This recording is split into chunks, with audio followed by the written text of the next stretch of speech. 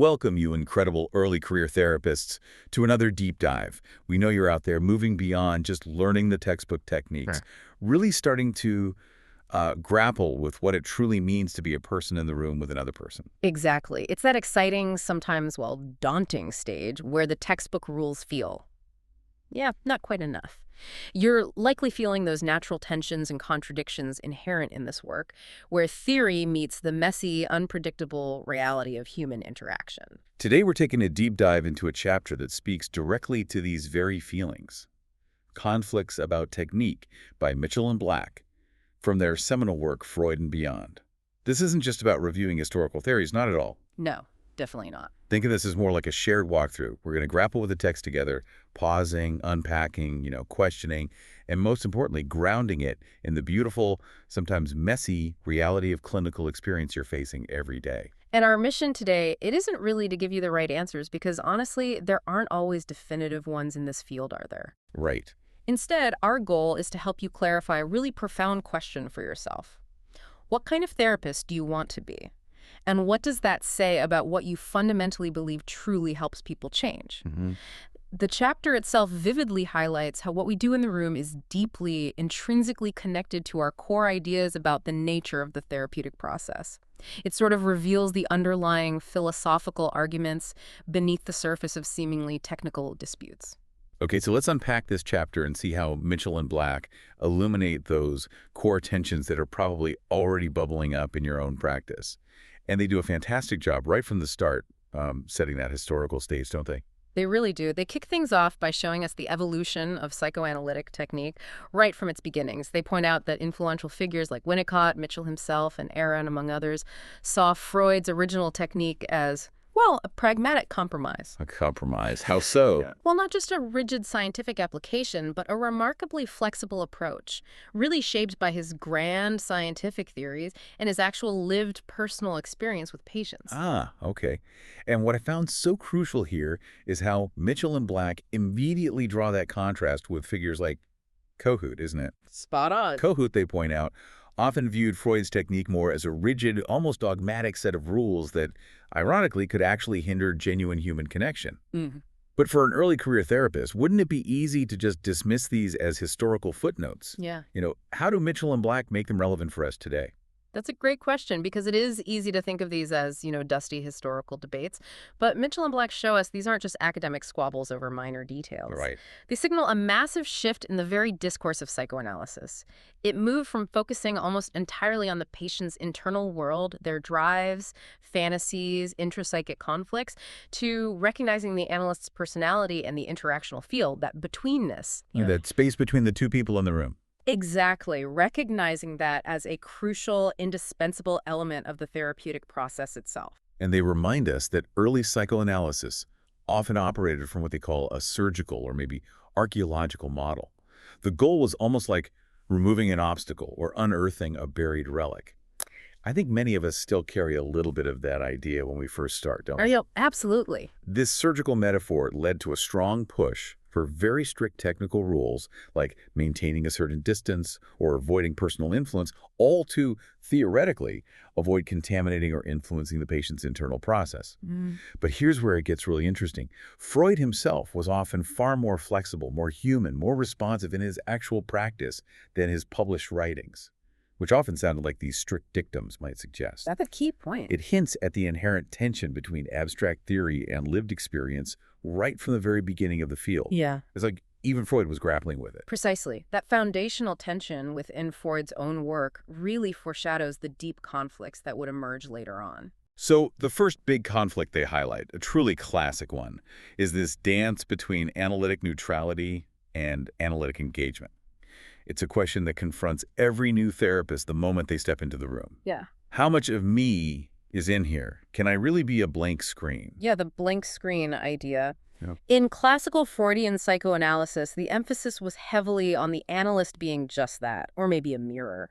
The idea behind this was to prevent wild analysis, essentially, untrained or impulsive interventions. Okay. It meant analysts avoiding acting on their own impulses or influencing the patient based on their personal biases. It was believed that minimizing the analyst's personal influence was essential for allowing the patient's unconscious projections to emerge without distortion. Right, the pure transference. Exactly. That pure transference was seen as crucial for the development and resolution of neurosis. But then along came relational and interpersonal approaches, really questioning if complete neutrality is even possible, let alone desirable, in a human interaction. A fundamental challenge. They argued quite powerfully that the analyst is always a person in the room. You can't just shed your subjectivity at the door.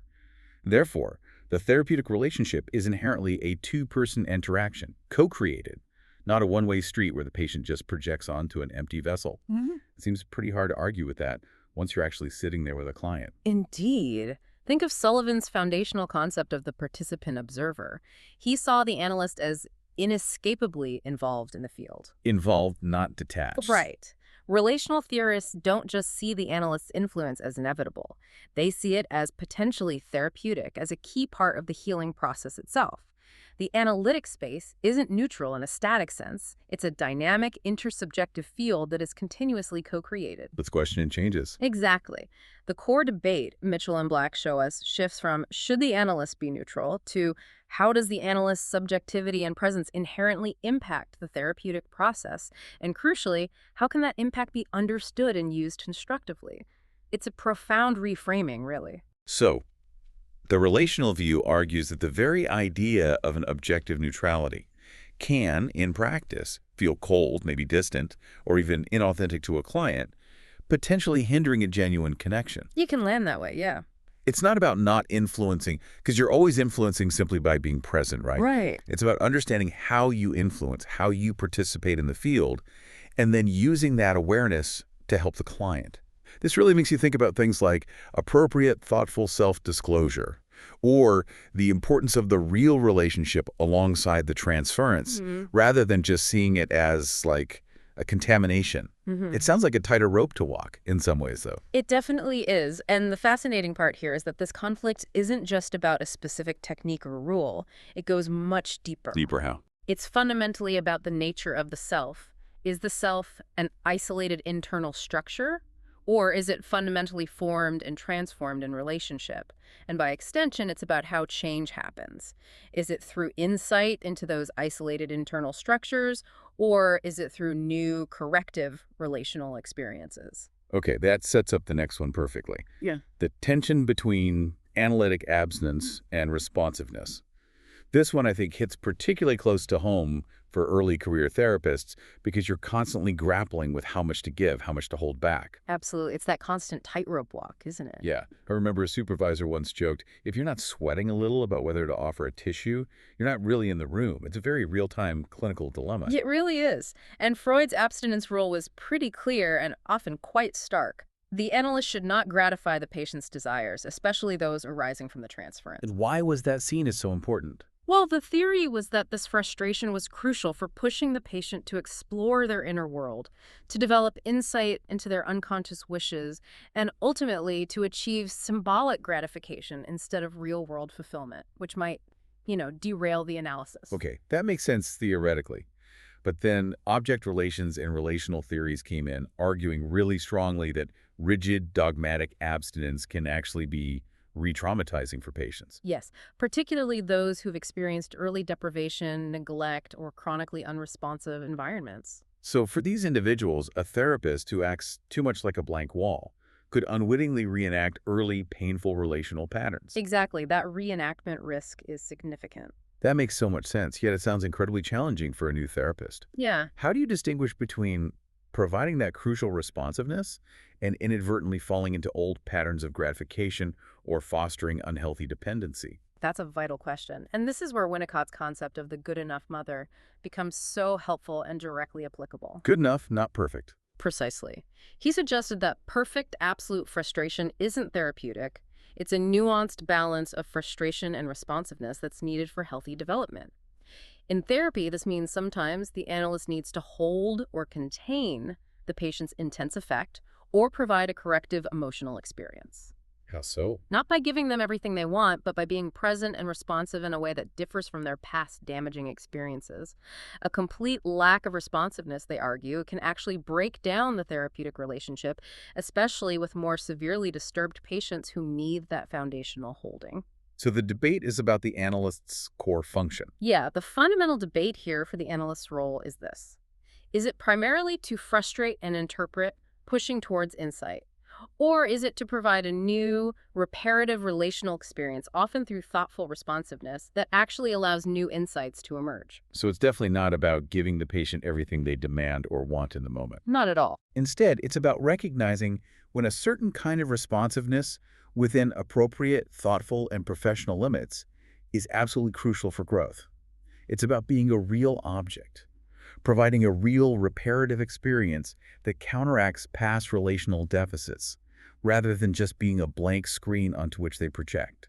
It's a delicate balance, A very delicate balance. and something you probably find yourself adjusting in every single session, client by client. Constantly, the navigation of that balance is key. Okay, and finally, we get to what many consider the very heart of the matter, and maybe the most tangible conflict for daily practice.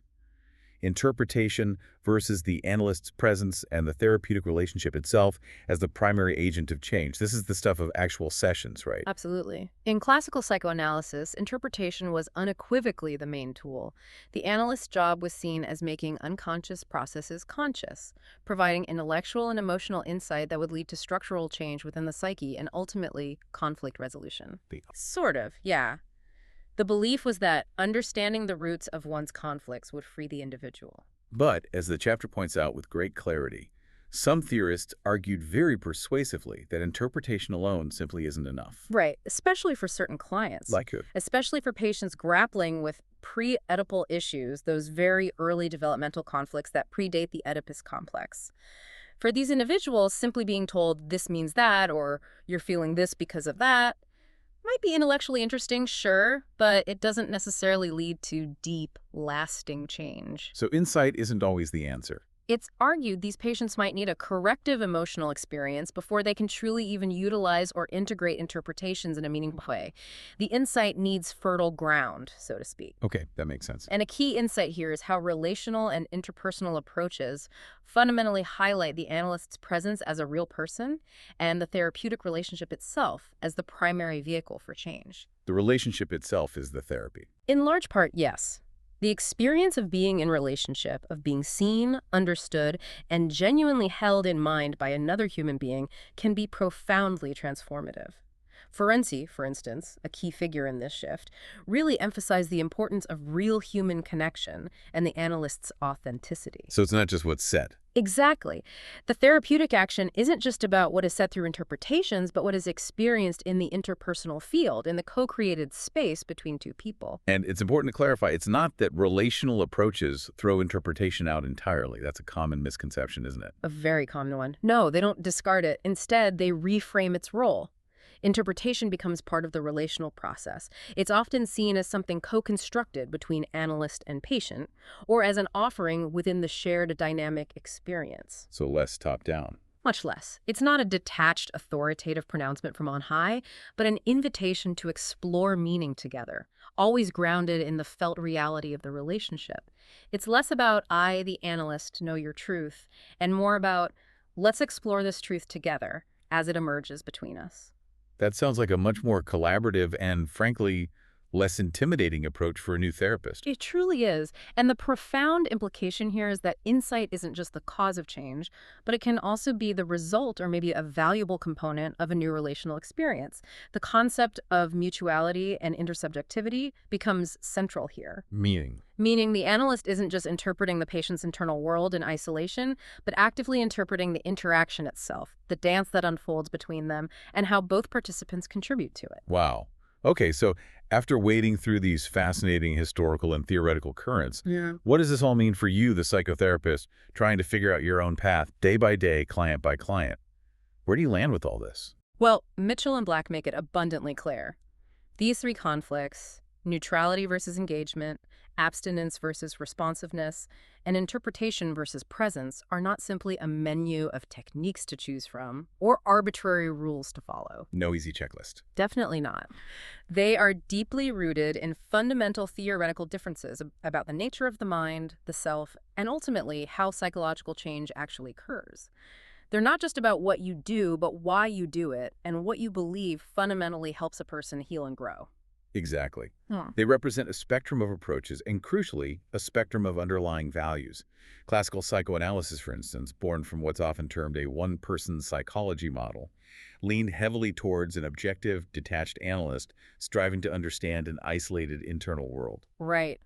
While relational and interpersonal approaches emerging from two-person psychology models fundamentally emphasize the co-constructed nature of the therapeutic relationship and the analyst's active, subjective, and frankly, unavoidable participation. A big shift in perspective. It's a profound conceptual shift, really, moving from a surgical or archaeological model of unearthing the past to a more developmental or relational model of creating new experiences in the present, right there within the therapeutic encounter itself. And this is key. There's no single correct technique or a universally right side in these debates, is there? Not according to Mitchell and Black, and not in practice either. It's about navigating a dynamic tension that exists at the very heart of therapeutic work. What's most important, and what this chapter really encourages, is for you to deeply explore your own values and beliefs about what facilitates change. So it's personal in a professional way. Exactly. This Yeah. isn't just an intellectual exercise. It's about forming your own professional identity right there in the room with your clients moment by moment. Yeah. This deep dive shows us that becoming a skilled, thoughtful therapist isn't about eliminating these contradictions or finding some static, perfect answer. It's about learning to sit with them, to understand their historical and theoretical origins, and to consciously, reflectively choose where you stand. Choose your stance. Yes, but not rigidly. Choose with an awareness of the ongoing dynamic interplay of these forces in every single session. Exactly. It invites you to consider, as you sit with a client, how do these tensions manifest in your immediate choices, your spontaneous responses, or your thoughtful interventions? And what do those choices, often made in the heat of the moment, reveal about your deepest, sometimes unexamined beliefs in what truly helps people heal and grow? It's a question for continuous self-reflection, isn't it? A journey of becoming the therapist you truly want to be. A question to mull over long after this deep dive ends, as you step into your next session, definitely. Thank you so much for joining us on this deep dive into the heart of therapeutic technique and identity. Until next time, keep exploring, keep questioning, and keep becoming the therapist you truly want to be.